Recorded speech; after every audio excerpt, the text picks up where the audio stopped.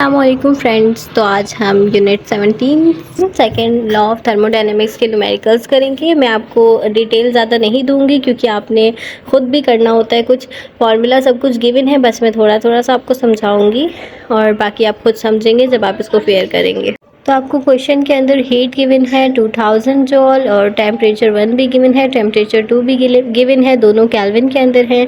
आपको Q2 मालूम करना है, वर्क मालूम करना है और एफिशिएंसी मालूम करनी है। तो ये है इनके सॉल्यूशंस। फार्मूला देख लीजिए और ख़ुद से करने की कोशिश कीजिए, ठीक है। बहुत आसान न्यूमेरिकल था। अब हम चलते हैं सेकंड न्यूमेरिकल की तरफ। तो सेकंड सवाल के अंदर आपको लेटेंट फोर्स जो है ना, ये आपने बुक से लेनी है। ये बुक में लिखी हुई है एक वर्क एग्जाम्पल के अंदर, और आपको मास गिवन है, टेम्परेचर गिवन है, एंथ्रोपी मालूम करनी है। और आप जो मास है केजी के अंदर है उसको आप कर लेंगे ग्राम के अंदर। तो अब सॉल्यूशन में फार्मूला है, उसके अंदर वैल्यूज़ पुट करें रीअरेंज करके और आंसर निकालें। देन आपके पास क्वेश्चन 3 में दो टेम्परेचर्स गिवन है और आपने एफिशिएंसी मालूम करनी है। क्या करना है, केल्विन में ट्रांसफ़र कर लेना है टेम्परेचर्स को और वो वैल्यू पुट करनी है इसके फार्मूला के अंदर। तो ये फार्मूला आसान सा, इसमें वैल्यूज़ पुट करें और आंसर निकालें। तो क्वेश्चन 4 के अंदर भी आपको दो टेम्परेचर गिवन है और एक सरफेस का है और एक बॉटम का है। और देन उसके बाद आपने एफिशिएंसी मालूम करनी है। आप टोटल टेम्परेचर निकाल लेंगे जो सरफेस और बॉटम का है, उन दोनों को आपस में माइनस करके आपके पास एक टेम्परेचर आएगा, उसको फिर केल्विन में कन्वर्ट करेंगे। देन वही फार्मूला जो एफिशिएंसी के लिए हमने पीछे यूज़ किया है पिछले वाले न्यूमेरिकल्स में, तो वो हम यूज़ करेंगे और कैलकुलेट करके आंसर निकालेंगे। न्यूमेरिकल 5 के अंदर आपको वर्क दिया है जिसको हम P लिखेंगे। बाद हमारे पास जो है एफिशिएंसी भी गिवन है, Q2 जो है पर हॉर हमने मालूम करना है और टाइम हमारे पास 1 हॉर है, 1 हॉर। तो उसको कन्वर्ट कर लेंगे सेकंड्स के अंदर, तो 3600 सेकंड के बराबर होता है 1 हॉर। तो यहाँ पर हमारे पास एक फार्मूला है P is equal to Q into efficiency. तो Q is a heat, N is a efficiency and P is a pressure, जो हमने W की जगह रिप्लेस किया। तो इसमें अब फार्मूलाज पुट करके Q1 की वैल्यू निकालेंगे। Then P is equal to Q1 minus Q2। तो अब Q1 की वैल्यू निकाल ली, अब Q2 की वैल्यू हमें जो है वो निकालनी है। तो अब हम क्या करेंगे, इसकी कैलकुलेशन करके आंसर निकाल लेंगे। न्यूमेरिकल 6 में आपको P दिया हुआ है, टाइम दिया हुआ है एक, और उसको हम ट्रांसफ़र कर लेंगे सेकंड्स के अंदर, और Q2 की वैल्यू गिवन है और हमें एफिशिएंसी मालूम करनी है। तो नीचे फार्मूलाज आपको दिख रहे हैं, इनमें आप वैल्यूज पुट करें, आंसर निकालें। जी, तो क्वेश्चन नंबर 7 है। इसके अंदर शुरू के जो दो आंसर्स हैं, ये ए और बी, वो बिल्कुल ठीक है। देन उस पर 6 और जो सी और डी है ना, इसके आंसर्स जो हैं वो बुक से थोड़े चेंज आएंगे।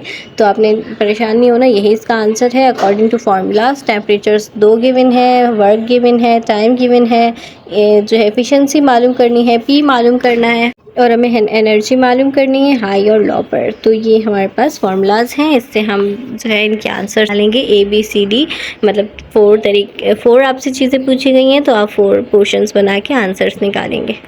देन क्वेश्चन नंबर 8 पे हमारे पास जो है हीट गिवन है, 1 भी हीट 2 भी, तो हम एनर्जी भी कह सकते हैं। और ये 52 के जो है इसका मतलब होता है 10⁻³ यानी कि 1000।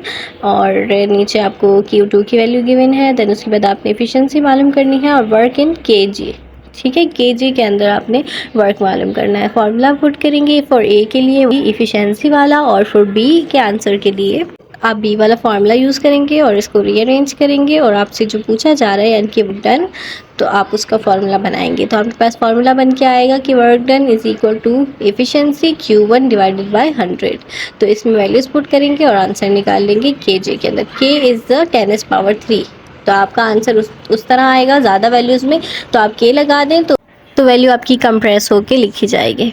तो न्यूमेरिकल्स हो गए ख़त्म। ये हैं कुछ वर्क एग्जांपल्स जो आपकी बुक में थी। इसमें आप देखिए वही चीज़ें, एफिशिएंसी का फार्मूला आपको यूज़ करवाया जा रहा है, टेम्परेचर को चेंज किया जा रहा है केल्विन के अंदर।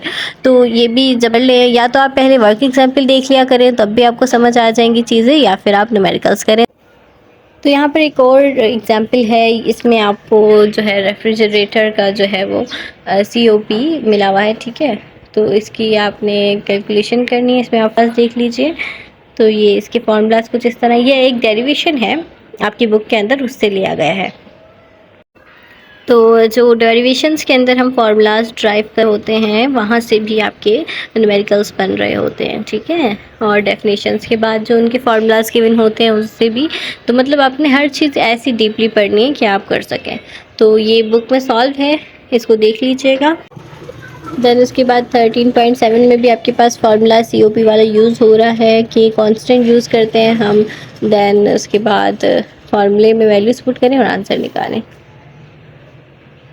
तो ये बेसिकली कोफिशिएंट ऑफ परफॉर्मेंस होता है। COP जो है ना, कोफिशिएंट ऑफ परफॉर्मेंस होता है। तो बाज़ दफ़ा ये आपको कंप्रेस करके COP दे दिया जाता है, बाज़ दफ़ा लिखा जाता है और बाज़ दफ़ा आपको यूनिट से पहचानना होता है, ठीक है। तो इसमें आप यूज़ नहीं हुए, कोफिशिएंट ऑफ परफॉर्मेंस है ये COP।